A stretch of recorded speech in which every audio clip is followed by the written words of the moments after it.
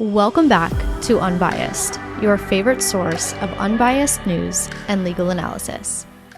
Welcome back to Unbiased Politics. Let's talk about some news. Today's episode is going to be a bit different than what you're used to because rather than covering a bunch of different stories, we're only going to be talking about what's going on in Iran. I don't know the last time I did a special report like this. I feel like it's been quite a while, but basically how I will structure this is I will first do a quick recap of the last few months and how we got here. I will recap the general gist of why we got here, and then I'll do a Q&A where I'll be answering a lot of your questions and going into a lot more detail. Per usual, when I do these special reports, just note that the situation in this case between the US and Iran is just constantly changing. So everything that you are about to hear is up to date as of Monday afternoon, but things could very well change by the minute. As a quick reminder, I have a new edition of my newsletter going out tomorrow morning. It'll hit inboxes at 6 a.m. Eastern Time, and it covers all the top headlines in politics, pop culture, business, health, and international news.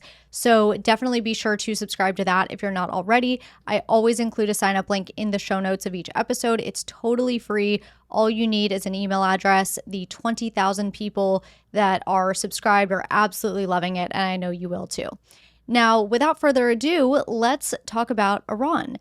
Let's first back up to March, which was a couple of months after President Trump took office. And don't worry, I will go way further back than this when we do the Q&A portion of the episode. But for purposes of talking about what has transpired recently, that's where I want to start. So in March, President Trump sent a letter to Iran's supreme leader proposing negotiations for a new nuclear deal. And that letter basically said that the U.S. wanted to negotiate a new deal, and that if Iran were to reject the negotiations and move forward with its nuclear program, there would be consequences. The letter gave Iran 60 days to reach a deal. At the time, Iran's supreme leader called the letter a deception, and he said that it was meant to create the illusion that Iran was unwilling to negotiate, but that was not the truth. So the first round of negotiations ended up taking place a month after that letter was sent. The first round of talks was on April 12th.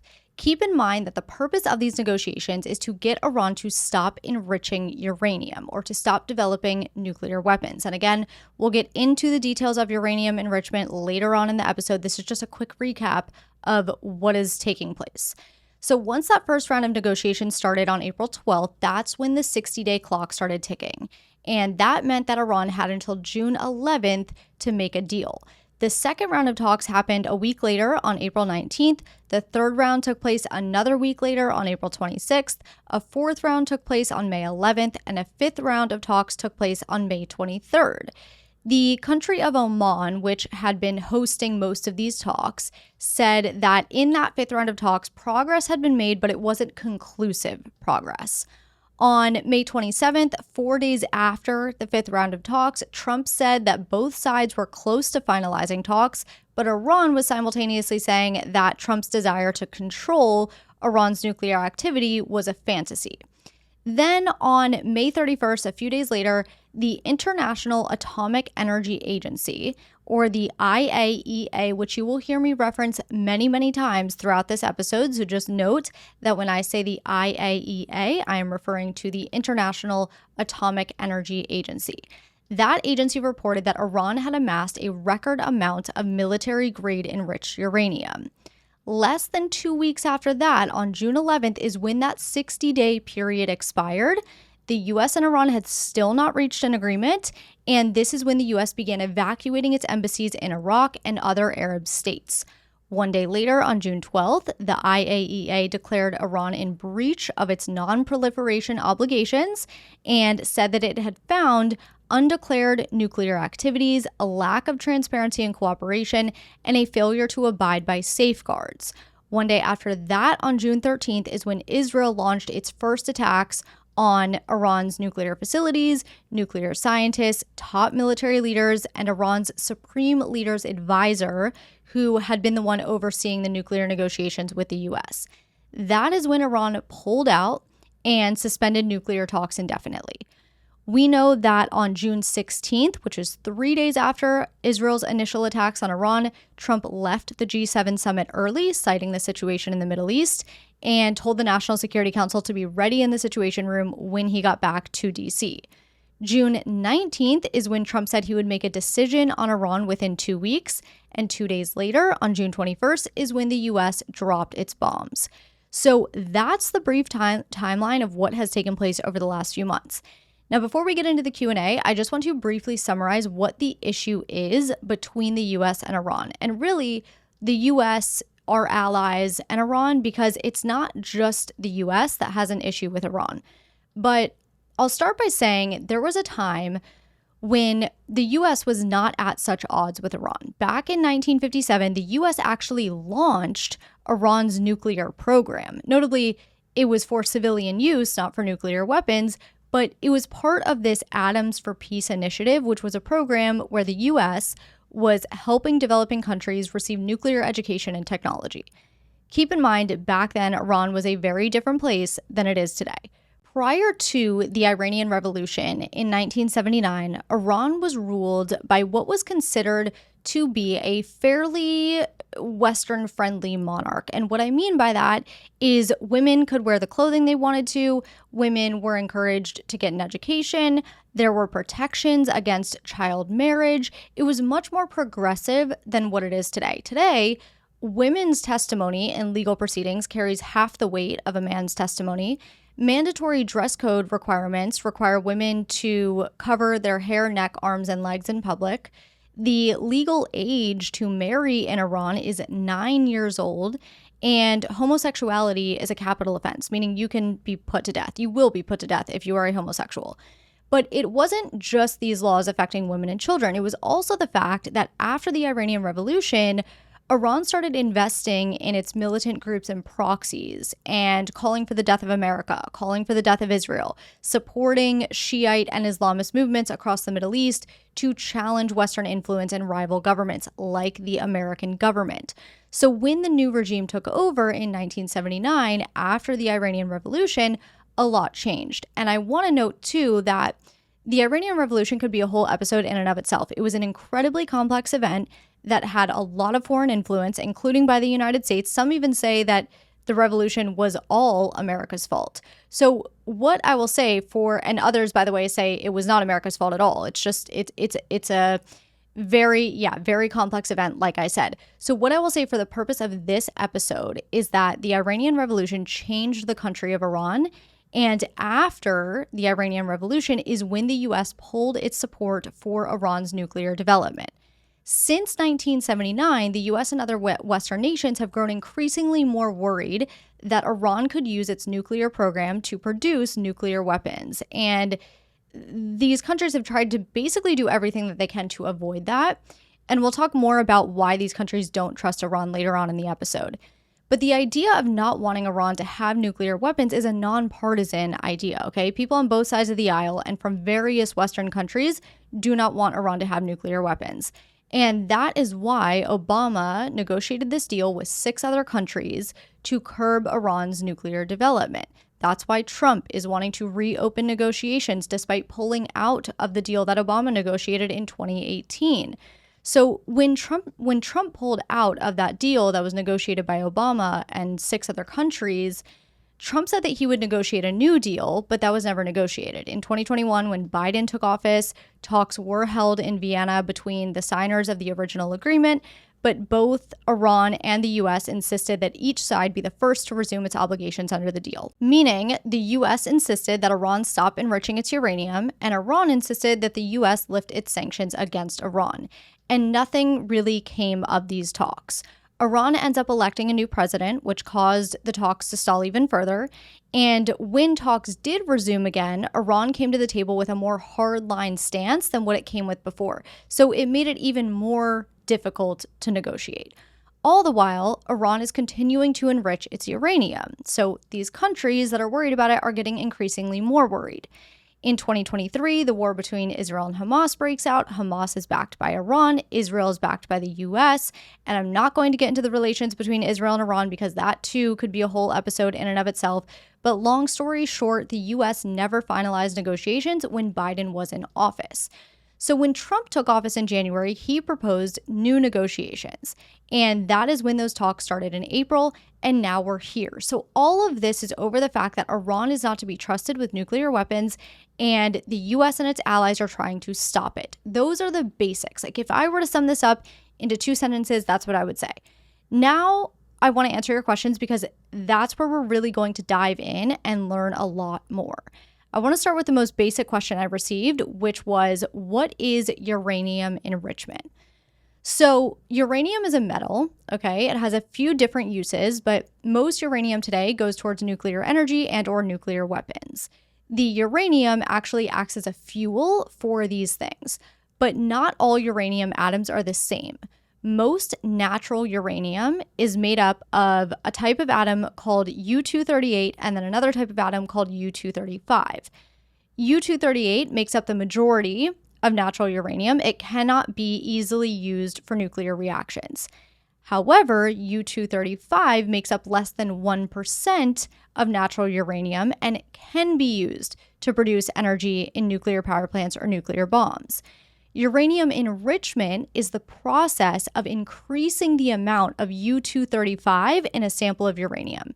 Because there is so little of it in naturally occurring uranium, you have to enrich it for it to be used for nuclear purposes.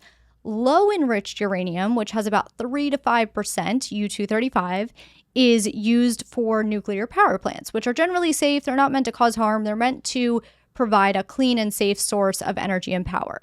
Highly enriched uranium, however, which has more than 90% U-235, is used for nuclear weapons.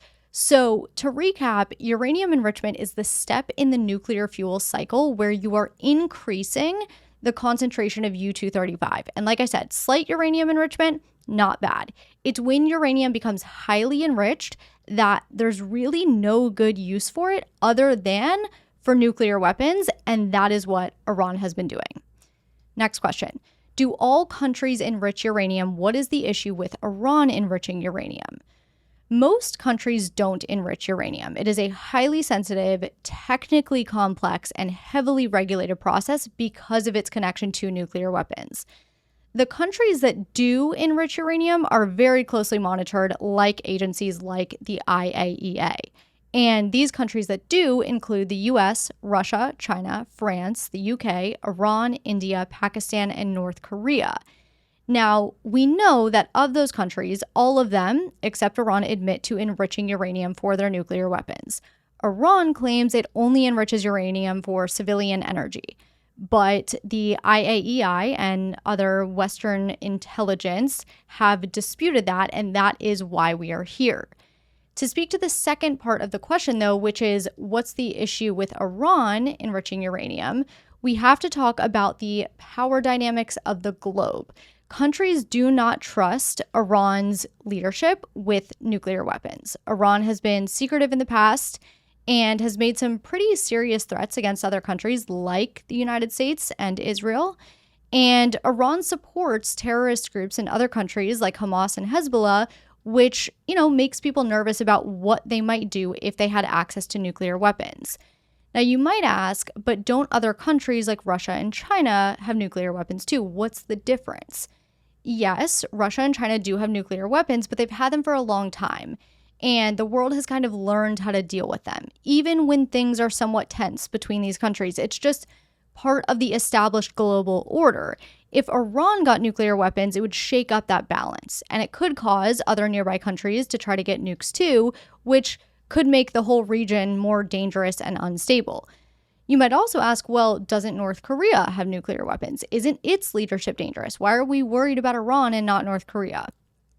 The short answer is that North Korea is isolated, and its nuclear program is seen more as a defensive tool to keep its regime in power. Sure, North Korea threatens the United States and South Korea, but it has limited global reach. Iran, on the other hand, has major global oil influence. It has active military reach through its proxies like Hamas and Hezbollah, and it sits near critical international shipping lanes like the Strait of Hormuz. So its influence is way broader than North Korea, and nuclear capability would expand that influence even more. So in short, the fear behind nuclear weapons, it's not just about the weapon itself. It's about who has it, how they might use it, and the possible effects of that use. The next question is, has the US always been opposed to Iran's nuclear enrichment? So as I said in the beginning of the episode, the US and Iran have an incredibly complex relationship, but the short answer is no. The United States has not always been opposed to to Iran's slight nuclear enrichment, right? But that's, again, because Iran wasn't always the Iran that it is today. We had joined that Atoms for Peace agreement with Iran in the 50s, and then in the early 70s, Iran agreed to forego the development of nuclear weapons as a signatory to the Nuclear Non-Proliferation Treaty, which is a treaty signed by about 190 states. It's meant to prevent the spread of nuclear weapons and to promote cooperation in the peaceful uses of nuclear energy. Under that agreement, signatories allow the IAEA to inspect their nuclear facilities for the purpose of ensuring that countries are complying with their obligations. But in 1979, when the Iranian Revolution happened, and over the years since 1979, Iran started funding these militant groups and proxies around the world and started the process of acquiring the technology that is necessary to develop its nuclear weapons. And that is when the concerns started to rise. Notably, according to US intelligence, Iran stopped its work on nuclear weapons in 2003, but continued to acquire the technology necessary to do so. Prior to the nuclear deal under Obama, the countries that were ultimately a part of the JCPOA, which is the agreement that Obama ultimately negotiated, had been negotiating with Iran for years over its uranium enrichment because there was this widespread concern. But it wasn't until 2013, when a new Iranian president was elected, that the parties were actually able to come to a preliminary agreement that then guided the negotiations for the Joint Comprehensive Plan of Action, or JCPOA. Let's take our first break here. When we come back, we'll talk about the terms of the JCPOA, why President Trump ultimately pulled out of it, and much, much more. Welcome back. So just before we took our break, we had gotten to the signing of the Joint Comprehensive Plan of Action, or the JCPOA. So what was the JCPOA? This was an agreement that was reached in 2015 between Iran, China, France, Germany, Russia, the UK, and the US. So that's the 5 permanent members of the UN Security Council, plus Germany, and then, of course, Iran. Basically, under the agreement, Iran agreed to limit its nuclear program and open its facilities to inspections in exchange for the lifting of billions of dollars in international sanctions against it. So the goal of these 6 countries was to unwind Iran's nuclear program to the point that if it decided to pursue a nuclear weapon, it would take at least a year for them to do so. Heading into negotiations, U.S. intelligence officials estimated that Iran could produce enough nuclear material for a weapon in just a few months without an agreement in place. So under the terms of the deal, Iran's operating centrifuges had to be reduced for 10 years. And centrifuges, by the way, are the machines that separate the U-238 from the U-235 and then enrich that U-235. Excess centrifuges had to be dismantled and stored under IAEA monitoring.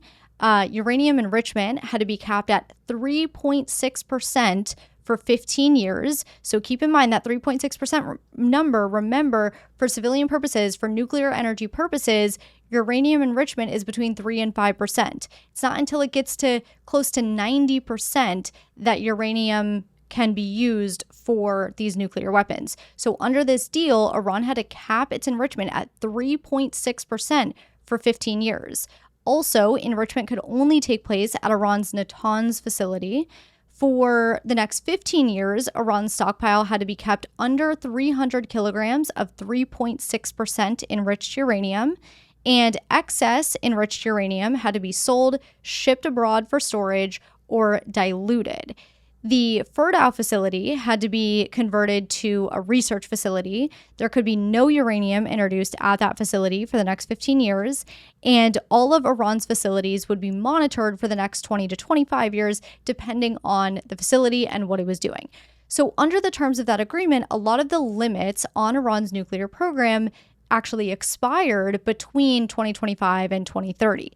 Now, that is not an exhaustive list of the terms, okay? There are far more terms than that, but those are just the main points, just to give you an idea of how this agreement was structured. And like I said, in exchange, the UN, the US, and the EU would lift billions of dollars worth of sanctions that they had imposed on Iran. So the next question is, did Iran comply with the deal? In 2016, which was 1 year after the JCPOA was signed, the IAEA certified that Iran had met its preliminary pledges, and in response, those international sanctions against Iran were lifted.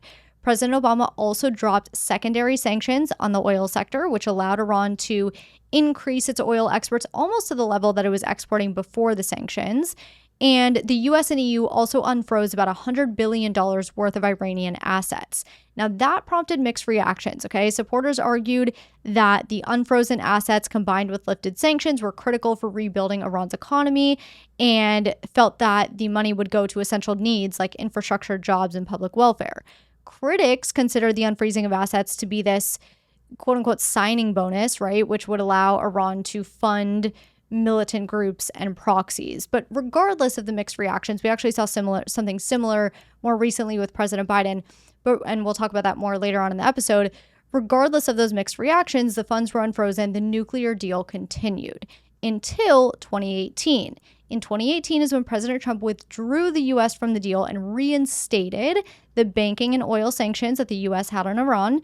And for about a year after that, Trump did issue waivers, which allowed other countries to continue importing Iranian oil despite the U.S.'s withdrawal, but those waivers were actually ended about a year later. Some waivers continued years and years down the road, but the oil waivers were a bit more limited.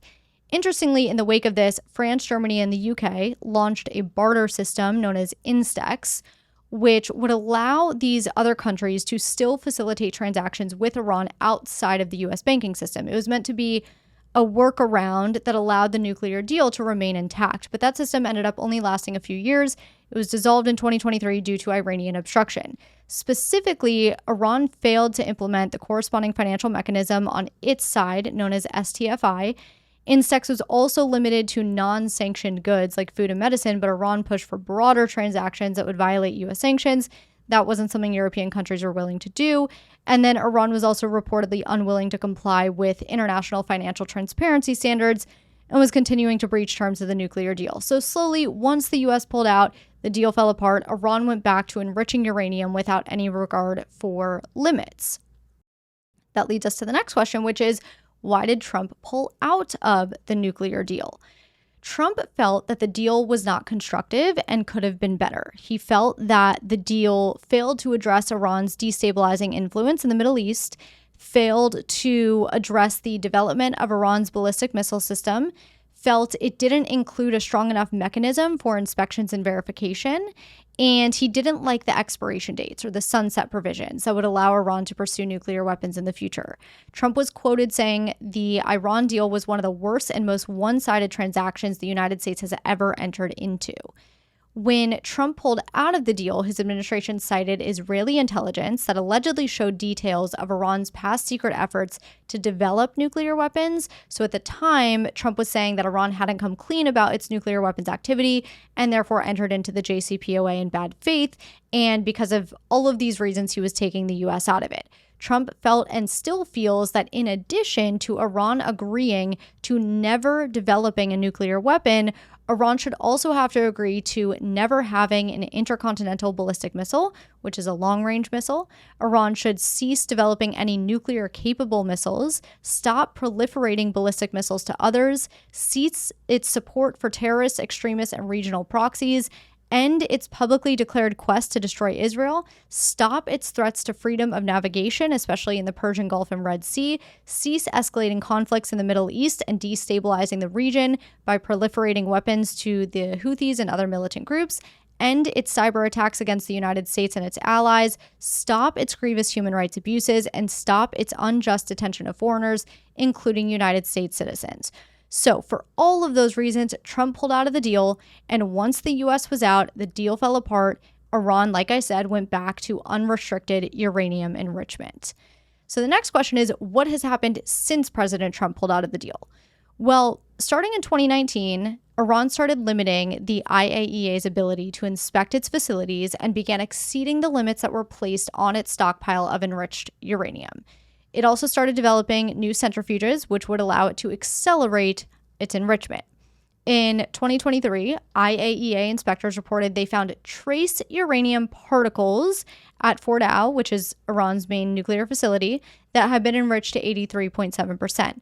Remember, 90% is nuclear weapon status. Now, these were just trace particles, okay? They didn't find all of the enriched uranium to be 83%. These were just trace particles. But this is what really prompted the international concern surrounding Iran's nuclear capabilities. Keep in mind, too, that between 2019 and today, other events have contributed to the tension we're seeing, right? In January 2020, the United States killed a top Iranian general named Qasem Soleimani, who led Iran's Islamic Revolutionary Guard Corps. Following the killing of Soleimani is when Iran said publicly it was no longer going to limit its uranium enrichment. In October 2020, Iran constructed a centrifuge production center at Natanz to replace one that was destroyed months earlier in an attack which Iran blamed on Israel. Israel never claimed responsibility for. Similarly, in November 2020, a prominent Iranian nuclear scientist was assassinated, which Iran again attributed to Israel, though Israel never formally claimed responsibility. Following that assassination, Iran passed a law mandating an increase in uranium enrichment and the installation of advanced centrifuges at its Fordow facility. As we talked about briefly earlier, the Biden administration tried to hold talks with Iran between 2021 and 2023, but nothing ever came of them. Then in 2023, the war between Israel and Hamas broke out. Tensions between Israel and Iran continued to escalate. Negotiations, of course, were resumed earlier this year, with the U.S. giving Iran 60 days to agree to something, but the parties couldn't agree. The 60 days expired. The IAEA comes out with this report that Iran was in breach of its non-proliferation obligations. The next day, Israel strikes Iran. A little over a week later, the U.S. gets involved. So that's the very short summary of what's taken place since 2019, but I say that to say that there have been other events that have taken place since Trump's pullout of the deal that have led to this tension that we're seeing with Iran. Next question, how was the operation carried out and what was Trump's purpose? Was it really because of nuclear power or was the attack meant to prompt regime change?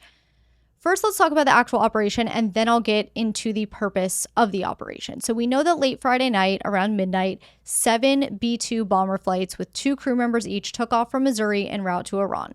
Some B-2 bombers were sent west as a decoy, which is when you may have seen those reports that B-2 bombers were being sent to Guam. That's what that was. The bombers en route to Iran did not stop once. They refueled once, but they did so while they were in the air, which is pretty crazy. The flight to Iran was 18 hours, which is the longest flight the aircraft have made since 2001. Once in Iran, it was a 25-minute operation. So 3 B-2 bombers dropped in total 14 what are called massive ordnance penetrator bombs, also known as MOPS or bunker busters, on the Fordow and Natanz nuclear sites. Fordow is, I think I mentioned this earlier, but it's Iran's most secretive site. It sits deep into a mountainside and also very deep underground, which is why the bunker busters were used. Meanwhile, just before the planes entered Iranian airspace, submarines that were at an undisclosed location off the coast, about 400 miles away, fired 30 Tomahawk missiles at the site of Isfahan, which is another nuclear site, and those missiles landed on the Isfahan site after the bombs were dropped on the other 2 sites, because obviously those take a few minutes actually to travel through the air. So while they were launched before the B-2 bombers dropped their bombs, the submarines had actually already launched their missiles at this other nuclear site. More than 125 U.S. aircraft took part in the mission, including the B-2 bombers, multiple fighter jets, refueling planes, and surveillance aircraft. To speak a little bit on those bunker busters, these are bombs that only the U.S. has. And mind you, the U.S. has never used them up until this past weekend. They are these 30,000-pound bombs that are encased in a high-density steel, and they actually pick up speed as they drop from about 7.5 miles in the air.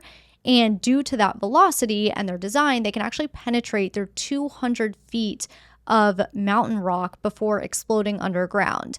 But these bombs can also be dropped one after the other to essentially drill deeper and deeper with each successive explosion. Because of their unique ability to get so far underground, military analysts were saying that these bombs were really the only shot at getting through to this Fordow facility. Now, as I briefly mentioned, the Fordow facility is buried specifically to avoid being targeted by bunker buster bombs. So it sits deep inside a mountainside and then about 250 to 300 feet below the ground. President Trump said the strikes obliterated the nuclear sites, but we do not have an official assessment from the IAEA at this point. The IAEA said that there has been extensive additional damage to the Esfahan site, but gave no further information on Fordow or Natanz. We know that the sites were, in fact, hit, and this was confirmed by the Iranian Atomic Energy Organization. We just don't know the extent of the damage or how successful the strikes were. In other words, we don't know whether the uranium was moved beforehand, like Iran has said it was. We don't know how much uranium was actually destroyed. We just don't really know anything yet. So there are still a lot of questions to be answered on that front. As far as why President Trump did this and what his purpose was, anything other than destroying the nuclear sites and protecting us and our allies from Iran having nuclear weapons would be speculative. What I can say is that in the beginning, Defense Secretary Hegseth and Vice President Vance were both saying that the strikes were strictly to prohibit Iran from possessing nuclear weapons and that the U.S. is not seeking war with Iran and is not trying to force a regime change. We also know that President Trump said a couple of weeks ago that he had vetoed a decision to assassinate Iran's supreme leader, which would seemingly speak to the idea that the U.S. is not trying to force a regime change. But then yesterday, Trump wrote on Truth Social, quote, "It's not politically correct to use the term regime change, but if the current Iranian regime is unable to make Iran great again, why wouldn't there be a regime change? Make Iran great again," end quote. Now, it's true that it's harder to force a regime change when a country has nuclear weapons, right? Just look at North Korea. The whole reason North Korea has nuclear weapons is to protect the regime. So removing Iran's nuclear power may be part of a bigger goal in keeping the regime removable. But for right now, the immediate goal is getting rid of Iran's nuclear power. Like my friend Moshe said, which if you don't follow him on social media, you should. His handle is Moshe, Mosheh. He also does nonpartisan reporting. He is great when it comes to international affairs. He basically said that a regime change would just be icing on the cake for America, but it's not America's immediate goal. Okay, let's take our second break here. When we come back, we will talk about whether Iran was actually in possession of nuclear weapons, the constitutionality and legality of the strikes, and much more. Welcome back. Before we took a break, we talked about how the operation was carried out and what the administration's purpose was. The next question is, quote, "To confirm, the sites we bombed did or did not have nuclear weapons. Why bomb if they didn't?" End quote. So Iran doesn't and didn't have actual nuclear weapons. The question was whether Iran was pursuing nuclear weapons, because there's a difference between enriching uranium in pursuit of nuclear weapons and actually building nuclear weapons. The building of nuclear weapons doesn't happen until the uranium is enriched to the point at which it needs to be enriched. And whether Iran was pursuing nuclear weapons through uranium enrichment is something that's been disputed by U.S. intelligence and President Trump. U.S. intelligence claimed that Iran is not building nuclear weapons, but Trump denied that assessment and referenced that January IAEA finding that detected traces of uranium particles enriched to 83.7% at Iran's Fordow facility. Now, I didn't say this earlier, but Iran attributes that 83.7% finding to an accidental fluctuation during the startup of new centrifuge cascades that are designed to enrich uranium only up to 60%. The IAEA director seemingly confirmed that Iran does not have uranium enriched to 83.7%. He said most recently at a July 9th meeting that Iran had accumulated 400 kilograms or 880 pounds of enriched uranium of 60% purity, and at the same time accused Iran of violating nuclear safeguards given the fact that Iran is the only non-nuclear weapon state in the world that is producing and accumulating uranium at that level. The 60% purity level is undisputed, okay? Iran has acknowledged that it maxes its enrichment at 60%, but keep in mind that uranium enriched to 60% purity is unnecessary for civilian energy purposes, which is what Iran has been saying it's doing this whole time. Civilian energy only requires uranium enriched to 3.5 to 5%. There is no use for uranium enriched to 60% purity outside of nuclear weapons. Once uranium is enriched to 60%, it only takes anywhere from a few days to a couple of weeks to enrich that uranium to 90% purity. And at that point, Iran would have a nuclear bomb's worth of uranium. However, also keep in mind, even once that uranium enriches to 90%, Iran would have to actually weaponize the uranium, meaning it would have to turn it into an actual warhead that could be delivered by a missile. And that could take months, maybe even a year, maybe even longer. So that's why I said there's a difference between actually possessing nuclear weapons and pursuing nuclear weapons through enrichment. To be clear, what we know for sure is that uranium enrichment was occurring at Iran's nuclear facilities. We just don't know if it was 60% purity, as Iran says, or if it was closer to 80% purity, like the particles indicated. Either way, it's very close to that 90% purity required for nuclear weapons. Keep in mind, the US and our allies, there's no trust in Iran at all. So while Iran says its enrichment is being capped at 60%, Western countries are not buying that. One of the reasons for the distrust is that Iran has been pretty secretive about what's really going down at their facilities over the years. In fact, Iran only disclosed its Fordow facility to the IAEA once Western intelligence found out about the site in 2009. Prior to that, the facility was not disclosed by Iran. So to wrap this up, no, Iran didn't and doesn't have assembled nuclear weapons, but we bombed the sites because of the risks associated with Iran having highly enriched uranium and the short amount of time it takes to actually turn that highly enriched uranium into a nuclear weapon. Why did Tulsi Gabbard, the director of national intelligence, say in March that Iran was not building nuclear weapons? And is she saying otherwise now? So what Tulsi Gabbard told members of Congress in March is that Iran had a stock of materials, but was not actively building nuclear weapons. Specifically, what she said is this, quote, Iran continues to seek expansion of its influence in the Middle East despite the degradation to its proxies and defenses during the Gaza conflict.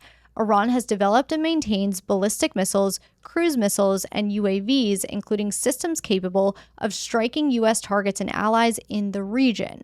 Tehran has shown a willingness to use those weapons, including during a 2020 attack on U.S. forces in Iraq and in attacks against Israel in April and October 2024. Iran's cyber operations and capabilities also present a serious threat to U.S. networks and data. And this is the important part. She goes on to say the IC, the intelligence community, continues to assess that Iran is not building a nuclear weapon, and Supreme Leader Khamenei has not authorized the nuclear weapons program that he suspended in 2003. The IC continues to monitor if Tehran decides to reauthorize its nuclear weapons program. In the past year, we have seen an erosion of decades-long taboo in Iran on discussing nuclear weapons in public, likely emboldening nuclear weapons advocates within Iran's decision-making apparatus. Iran's enriched uranium stockpile is at its highest levels and is unprecedented for a state without nuclear weapons. End quote.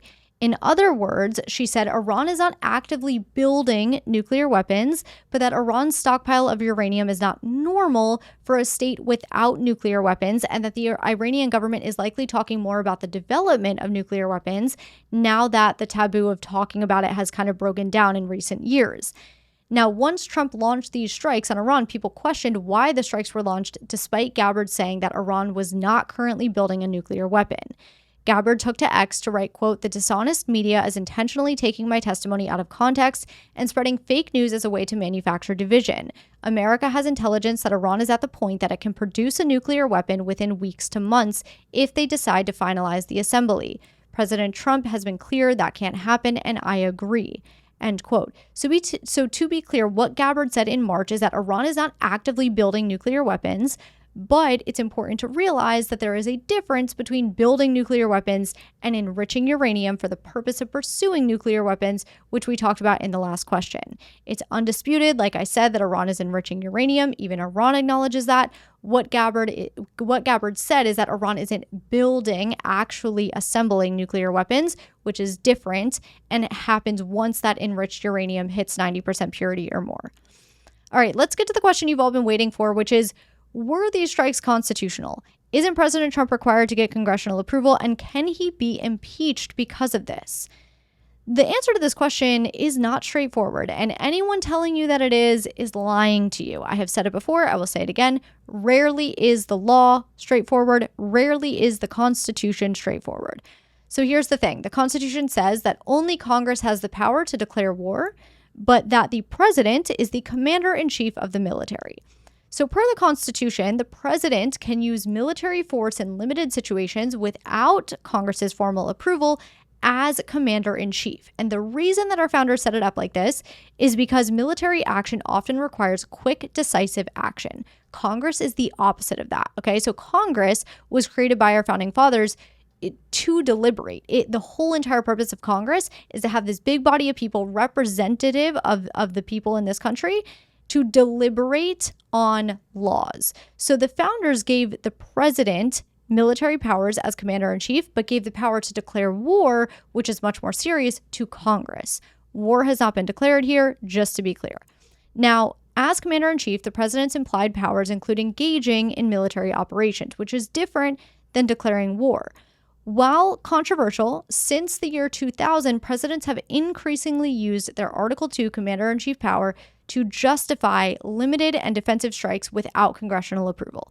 As examples, Clinton bombed Serbia in 1999, Obama authorized strikes in Libya in 2011, Trump ordered the strike that killed Soleimani in 2020, Biden ordered strikes in Syria and Iraq in 2021, 2023, and 2024, and of course, Trump just authorized these strikes in Iran over the weekend. Each of those instances that I just named were done without Congress's approval.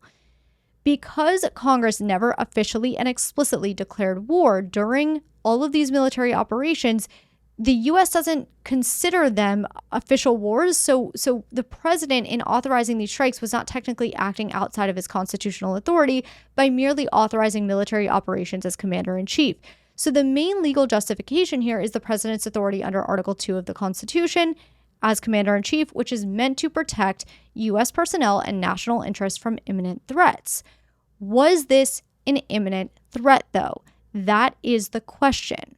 Now, we'll talk about the imminent threat debate more in a minute.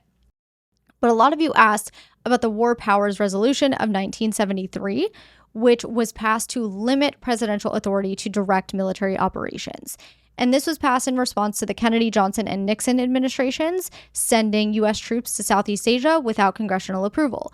That resolution requires the president to alert Congress that troops have been deployed within 48 hours of their deployment. And then, if Congress doesn't grant an extension for their deployment, the president has to remove those troops after 60 days. Since that resolution was passed, though, Congress itself has actually weakened it to some extent. So after 9/11, Congress passed the Authorizations for Use of Military Force Against Terrorists, or AUMF, which allowed the president to use all necessary force against nations or people associated with 9/11 without requiring congressional approval first. The first AUMF was passed in 2001, the second was passed in 2002. And the thing with these is that they're still in effect today. They never expired, they won't expire unless Congress specifically repeals them or replaces them. But that probably won't happen because Congress wants to keep them around for flexibility when it comes to fighting terrorism. Some argue, though, that these congressional authorizations have been stretched beyond their original intent. Their original intent was to authorize force against those responsible for 9/11 and to fight Saddam Hussein's regime in Iraq. But they have been used by all presidents, from President Bush to President Biden, and now probably President Trump. So the answer is that it's complicated. Do not let anyone tell you it's straightforward, because it's not. One thing I want to make clear, because I think the media can be really deceptive about this, whenever a president launches strikes without Congress, people are split on whether it is an unconstitutional act. When Biden launched the strikes in Syria and Iraq, members of Congress from both sides of the aisle said the strikes were unconstitutional and that he should have consulted with them first, whereas others were saying he was well within his power to do so. Same thing is happening here with Trump. What it comes down to is, was Trump responding to an emergency or imminent threat? If he was, the strikes were within his Article 2 power. If he wasn't, the strikes may very well be considered unconstitutional. And there are arguments on both sides of the debate of whether this is an imminent threat. Like I've said, it comes down to at what stage was Iran's uranium enrichment, and how close was Iran to building a nuclear weapon? How far out were they?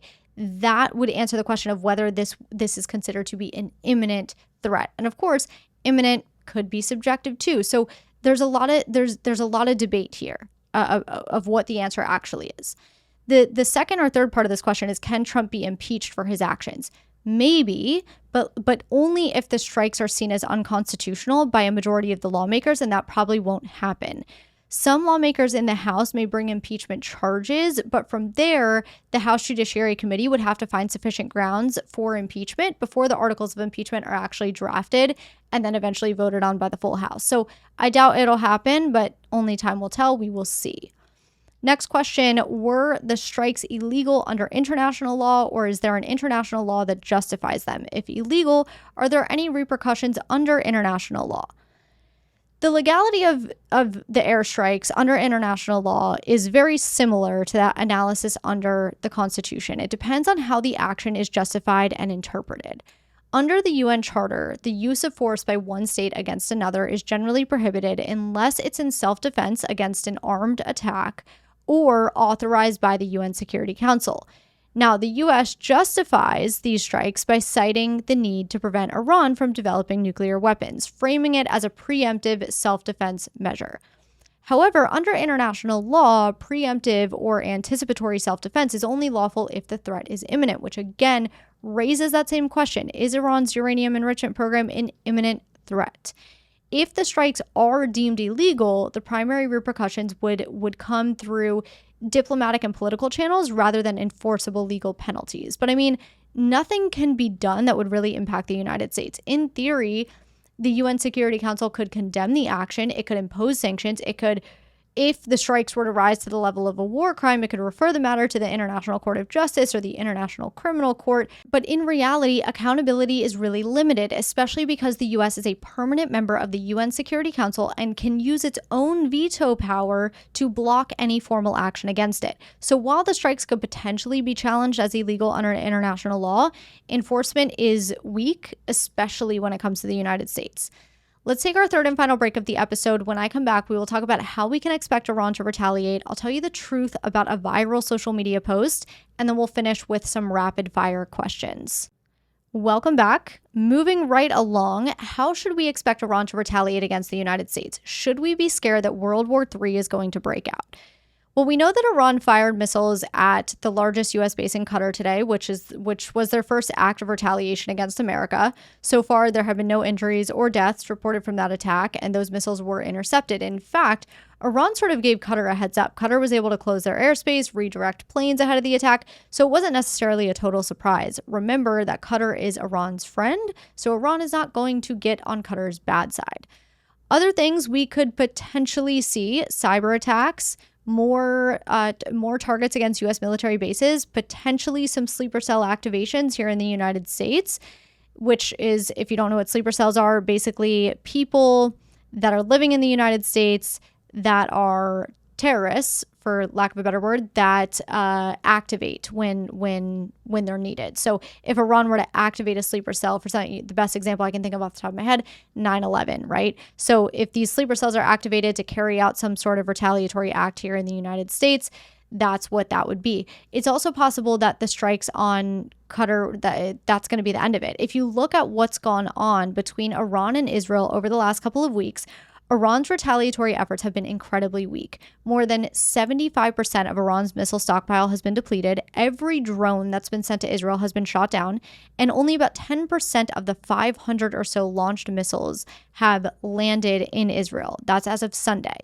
Keep in mind also that Iran does not have long-range missiles that can reach the United States, so you don't have to worry about them sending any missiles towards us. They can't make it this far. Also keep in mind that if Iran does decide to launch some sort of large-scale attack on the United States, whether it's a cyber attack, sleeper cell activation, a large attack on a military base, that would almost certainly be seen as a declaration of war, and Iran just simply does not stand a chance against the United States if a war is declared. That doesn't mean it won't happen and Iran won't do something bigger.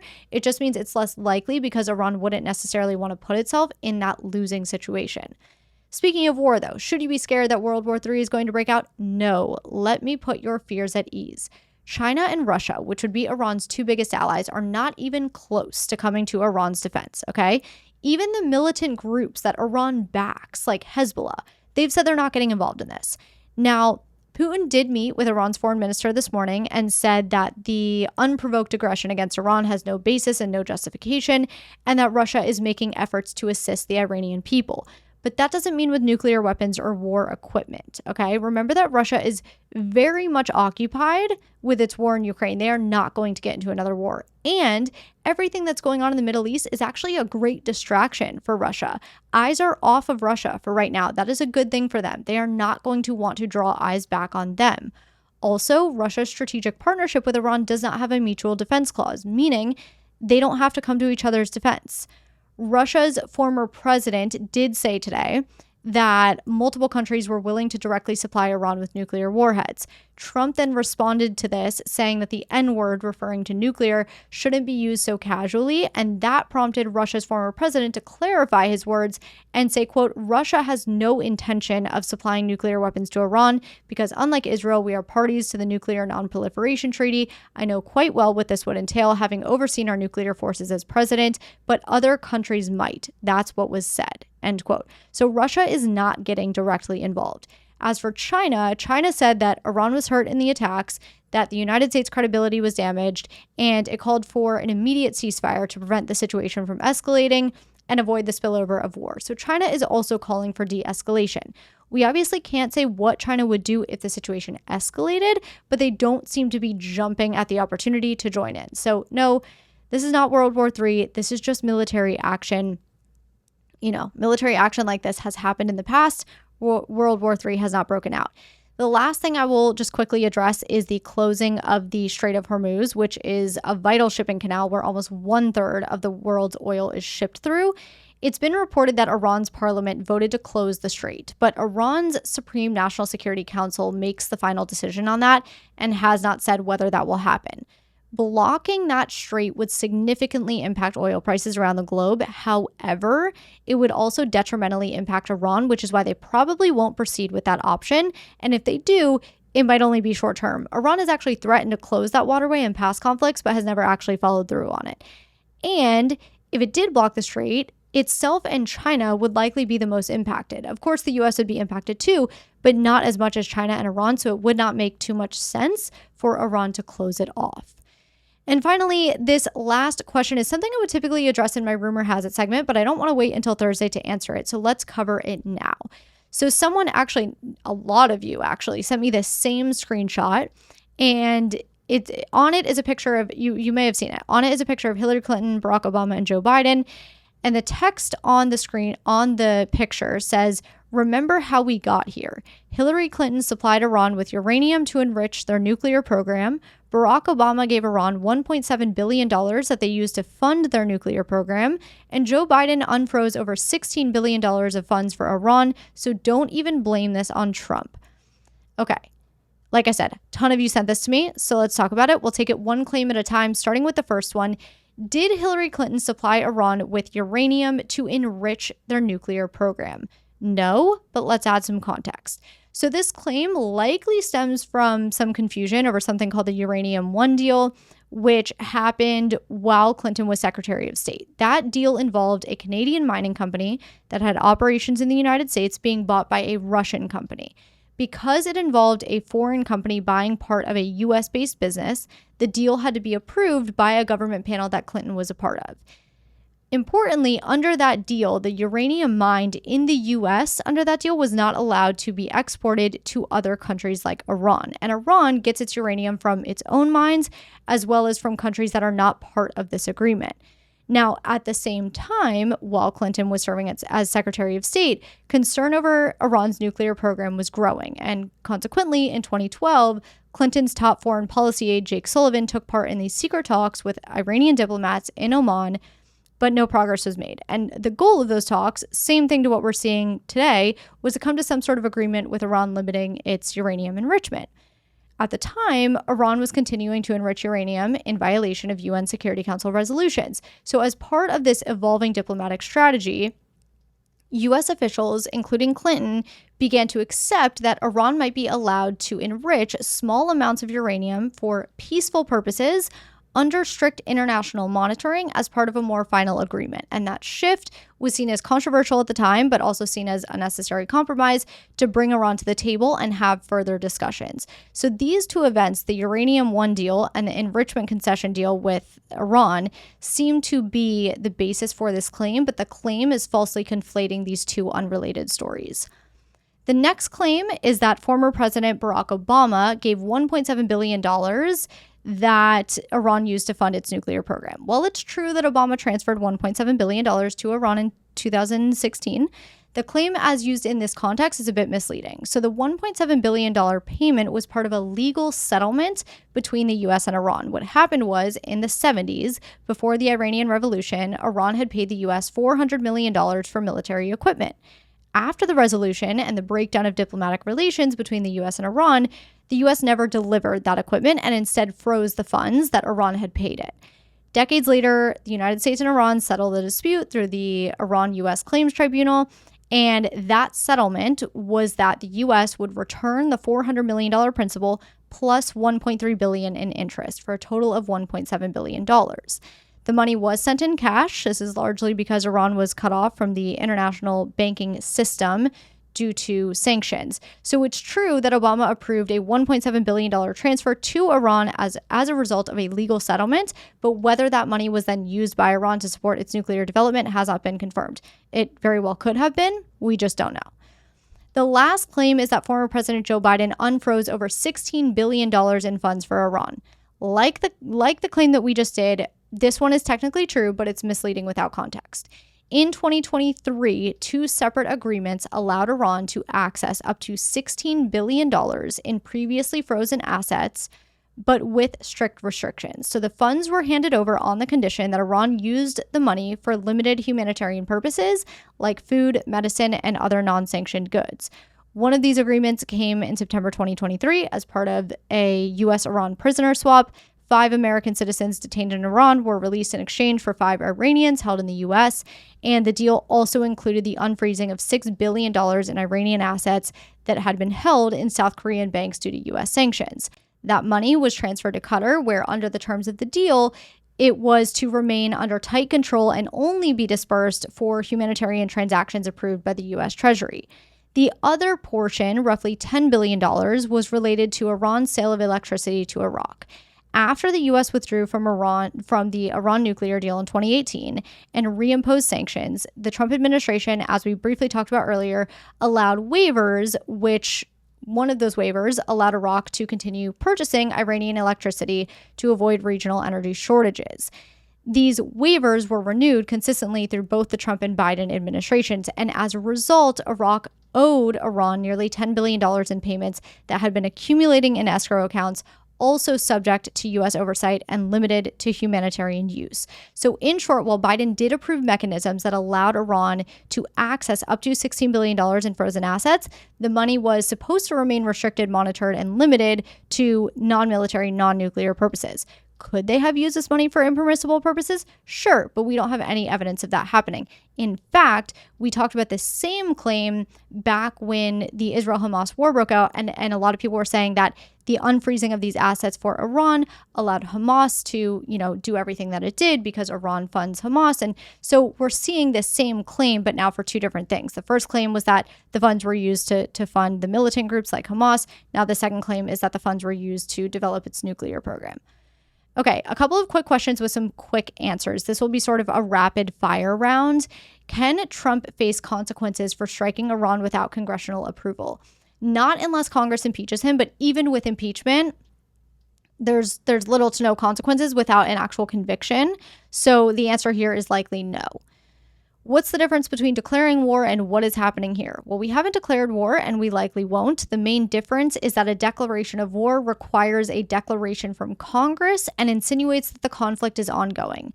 This was a one-time military operation, unless, of course, Iran retaliates in a way that causes the U.S. to keep going. But even then, a war most likely will not be declared.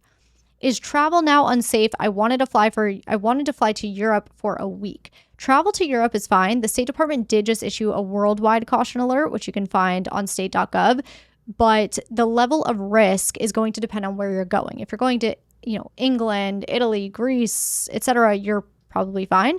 If you're going somewhere like Saudi Arabia, Israel, Iran, anywhere in the Middle East, those places are an entirely different story. With that said, I would just be extra cautious wherever you're going.